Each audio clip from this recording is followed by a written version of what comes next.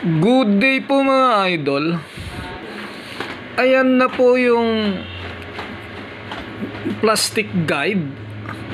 So, ginagamit daw po ito sa conveyor at sprocket chain guide.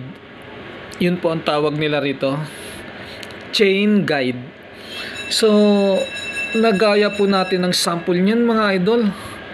Pinagawa po nila sa atin yan na sample po ang ibinigay sa atin. Ito po ang sample. Ayan. So may mga butas yan. Tapos ayan may kagat.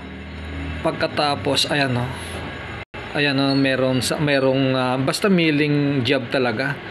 Ayan po. Tapos may korte.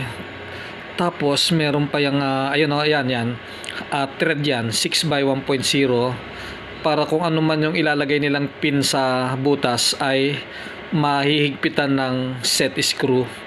Nagaya po natin mga idol.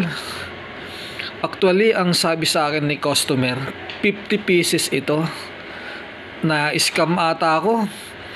Tama na daw yung 21 pieces dahil wala na raw siyang pambili ng materyales. Anyway, hintayin ko baka may kasunod pa ito mga idol. Yun lang po. Salamat. Bye-bye.